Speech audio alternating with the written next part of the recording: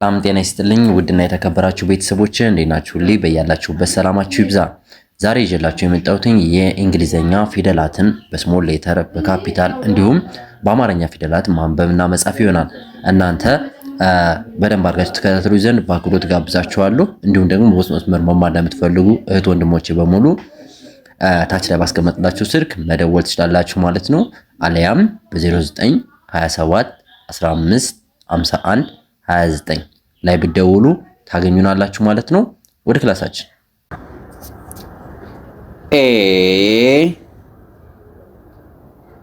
ቢ ሲ ዲ ዲ። ኦኬ ቤተሰብ አሁን እዚህ ጋር እንግዲህ እንደምታዩቸው ኤ ቢ ሲ ዲ የሚሉ አራቱ የመጀመሪያ ፊደላቶች አሉ ማለት ነው። ኤ ቢ ሲ ዲ ኤ ቢ ሲ ዲ።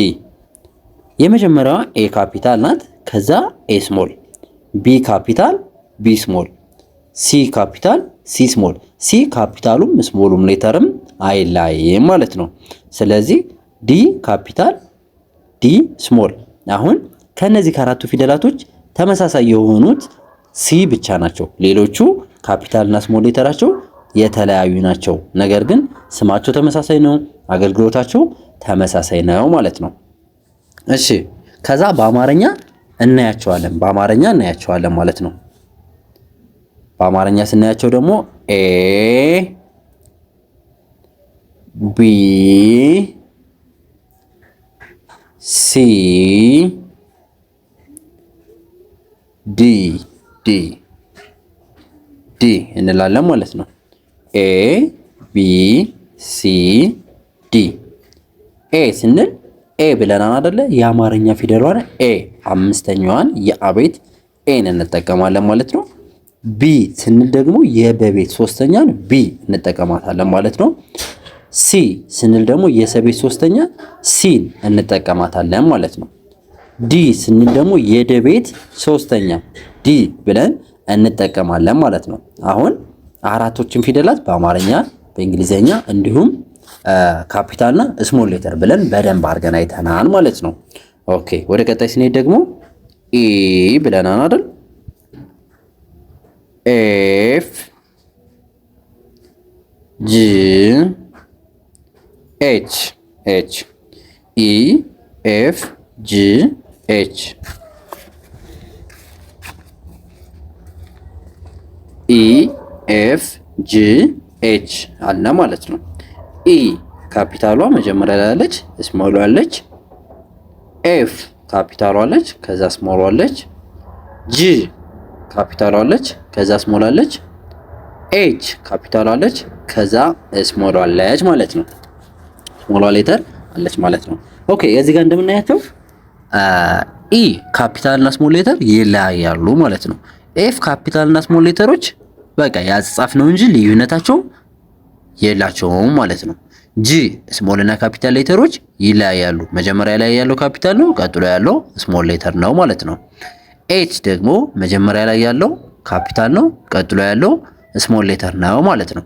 እንግዲህ እነዚህ ፊደላቶች እዚህ ጋር የተዘረዘሩት ስንት ናቸው? አጠቃላይ ኤ ቢ ሲ ዲ ኢ ኤፍ ጂ ኤች አለን አይደለ?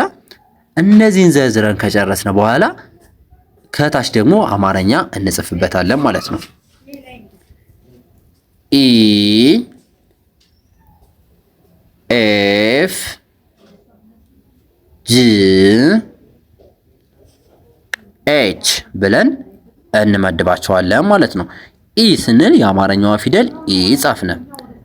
ኤፍ ስንል ደግሞ ኤ መጀመሪያ አለች፣ ከዛ ፍ አለ ኤፍ ብለን እንጽፋለን ማለት ነው። ጂ ስንል ደግሞ የጀ ቤት ስድስተኛ ጂ እንላለን ማለት ነው። ኤች ስንል ደግሞ ኤ በፊት አለች፣ ከዛ ቀጥላ ቺ አለች ኤች እንዳለን ማለት ነው። ኦኬ ኤች እንላለን። ከዚህ በመቀጠል ደግሞ ምንድነው የምናደርገው? ቀጣይ ፊደላቶችን ማየት ማለት ነው። ቀጣይ ፊደላቶች ደግሞ ከዚህ ከኤች ቀጥሎ ማን ያለው? አይ ነው አይደለ? አይ ጀ ኬ ኤል ኤል ኤል እንላለን ማለት ነው። አይ ጀ ኬ ኤል። እንግዲህ ቤተሰቦች እዚህ ጋር አይ ስናይ የመጀመሪያዋ ካፒታሏ ከዛ ቀጥላ ስሞል ሌተር ይለያያሉ ማለት ነው። ጄ ስንልም የመጀመሪያ ካፒታል ከዛ ስሞሏ የተወሰነ ይለያያሉ ማለት ነው። ኬ ስንል ግን ምንም አይነት ልዩነት የላቸውም። አንደኛው ካፒታሉ ከፍ ብሎ ይጻፋል፣ ስሞል ሌተሩ ደግሞ ትንሽ እንስ ተደርጎ ይጻፋል ማለት ነው። ኤልን በምናይበት ጊዜ ኤልን ስናይ የመጀመሪያው ካፒታል ነው፣ ከዛ ስሞል ነው፣ ይለያያሉ ማለት ነው። የመጀመሪያዋ ኤል ስንል እግር ነገር አላት፣ ከዛ ስሞል ሌተሯ ደግሞ አንድ ቁጥርን አስመስለን እንጽፋለን ማለት ነው። አሁን በአማርኛው ደግሞ እንዴት አድርገን እናነባቸዋለን? እስኪ አብረን አይ አይ ጄ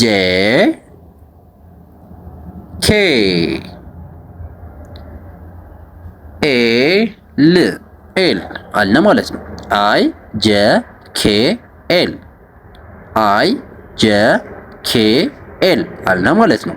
አይ ጀ ኬ ኤል አለ። ኦኬ አሁን እነዚህን ፊደላቶች በደንብ አድርጋችሁ በአእምሯችሁ አስቀምጧቸው እንዳትረሷቸው አደርጋችሁ ማለት ነው። እሺ ከዚህ ቀጥለን ደግሞ ኤም የምትባለውን ፊደል እናያለን ማለት ነው። ኤም ኤን ኦ ፒ ፒ ኤም ኤን ኦ ፒ ኤም ኤን ኦ ፒ አለ ማለት ነው። መጀመሪያ ላይ አይ ጀ ኬ ኤል ኤም ኤን ኦ ፒ አለ ማለት ነው። ኦኬ ኤም ኤን ኦ ፒ። እዚህ ጋር ኤም ተመሳሳይ ናቸው፣ ትንሽዬ ብቻ ነው የሚለያዩት ማለት ነው። ኤም ስሞል እና ካፒታል ትንሽዬ ብቻ ይለያያሉ። ኤን ካፒታል ከዛ ኤን ስሞል ይለያያሉ ማለት ነው። ኦ ደግሞ ትንሽና ትልቅ ብቻ ሆኖ ይጻፋሉ እንጂ ምንም አይነት ልዩነት የላቸውም ማለት ነው። ቀጣይ ደግሞ ፒ ፒ ምንም አይነት ልዩነት የላቸውም ማለት ነው። አሁን ከዚህ ጋር ከተዘረዘሩ ተመሳሳይ ፊደል ስንት አለ? ኬ አለ፣ ኦ አለ፣ ፒ አለ። ስሞል እና ካፒታል ሌተሮች አይለያዩም ማለት ነው። ኤም ግን የተወሰነ ልዩነት አላቸው፣ የተወሰነ ልዩነት አላቸው። ካፒታሉ ሲጻፍ የኛው ነው፣ ስሞል ደግሞ ይችኛዋ። ስለዚህ የተወሰነ ልዩነት አላቸው ማለት ነው። ከዚህ በመቀጠል ደግሞ የአማርኛ እንዴት አድርገን ነው የምናነበው? አማርኛውን እንዴት አድርገን ነው የምናነበው እናያለን። ኤም ኤም ኤን ኦ ፒ አለ ማለት ነው። ኤም ኤን ኦ ፒ ኤም ኤን ኦ ፒ አለ ማለት ነው። እሺ ከመጀመሪያው ጀምረን አንዴ እናነባለን። አይ ጀ ኬ ኤል ኤም ኤን ኦ ፒ አለ ማለት ነው። እሺ ቤተሰቦቼ አሁን ደግሞ እናንተ ታነቡልኛላችሁ ማለት ነው። እኔ አዳምጣችኋለሁ፣ እናንተ ደግሞ ታነቡልኛላችሁ ማለት ነው። እሺ ከመጀመሪያው ይቺ፣ ከዛ ይቺ፣ ከዛ ይቺ፣ ከዛስ ይቺ፣ ከዛ ይቺ፣ ከዛ ይቺ፣ ከዛ ይቺ፣ ከዛ ይቺ። ኦኬ አሁን እኔ ያነብላችኋለሁ፣ እናንተ ምን ያህል ትክክል ናችሁ ታዩታላችሁ። አይ ጀ ኬ ኤል ኤም ኤን ኦ ፒ አለ ማለት ነው። እሺ አሁን እናንተ ምን ያህል ተሳስታችኋል አልተሳሳችሁም በደንብ አድርጋችሁ ታዩታላችሁ። አሁን ወደ ቀጣይ ስንሄድ ኪው አር ኤስ ቲ ቲ ኪው አር ኤስ ቲ ኪው አር ኤስ ቲ አለ ማለት ነው። ኪው ስንል የመጀመሪያዋ ካፒታሏ ከዛ ስሞል ሌተር፣ አር ስንል ደግሞ የመጀመሪያዋ ካፒታል ከዛ ስሞል ሌተር፣ ኤስ ስንል ደግሞ የመጀመሪያው ካፒታል ከዛ ስሞል ሌተር፣ ቲ ስንል የመጀመሪያው ካፒታል ከዛ ስሞል ሌተር። እንግዲህ ከዚህ የተዘረዘሩት ከምናያቸው ኤስ ብቻ ናት ስሞልም ካፒታል ሌተሯ ተመሳሳይ፣ ሌሎቹ የተለያዩ ናቸው ማለት ነው። ስለዚህ አሁን ደግሞ በምን እናያለን? በአማርኛ እናያለን። ኪው አር ኤስ ቲ ኪው አር ኤስ ቲ ኪው አር ኤስ ቲ አለ ማለት ነው።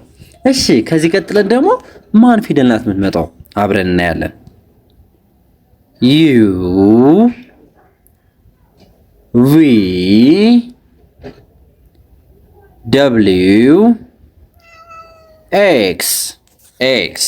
እሺ ቤተሰቦች ዩ ቪ ደብሊው ኤክስ ዩ ቪ ደብሊው ኤክስ ዩ ካፒታል ከዛ ስሞል ቪ ካፒታል ከዛ ስሞል ደብሊው ካፒታል ከዛ ስሞል ኤክስ ካፒታል ከዛ ስሞል። እንግዲህ ካፒታል ስሞልም ሌተሮች እዚህ ጋር የተዘረዘሩት አራቱም ፊደል ተመሳሳይ ነው ማለት ነው። ካፒታሉም ስሞሉ ሌተርም ተመሳሳይ ነው። ስለዚህ ካፒታል ሌተርም ጻፋችሁ ስሞል ሌተር ተመሳሳይ ናቸው ማለት ነው። የሚለያዩት ነገር የለም ማለት ነው። this means አሁን ደግሞ በአማርኛው እናያለን። በአማርኛው እናያለን። ዩ ቪ ደብሊው ኤክስ ኤክስ ዩ ቪ ደብሊው ኤክስ ዩ ቪ ደብሊው ኤክስ አለ ማለት ነው። ስለዚህ እነዚህ ፊደላቱ በሙሉ በአማርኛም በእንግሊዘኛም አየናቸው ማለት ነው። ስሞልም ካፒታል ሌተርም አየነ፣ ከዛ በአማርኛ አየናቸው ማለት ነው። ስለዚህ አሁን የቀሩን ሁለት ፊደላቶች ናቸው። ማና ማን ናቸው? አብረን እናያቸዋለን። እሺ ዋይ ዜድ ዋይ ዜድ ዋይ ዜድ ዋይ ስንል ስሞልም ካፒታልም ተመሳሳይ ነው። ዜድ ስንል ስሞልም ካፒታልም ተመሳሳይ ነው ማለት ነው። ስለዚህ አሁን ዋይ ስንል ልክ እንደ ኤም ትንሽዬ ልዩነት አላቸው። ትንሽ ኤም ቅድም ታስታውሳላችሁ አይደለ?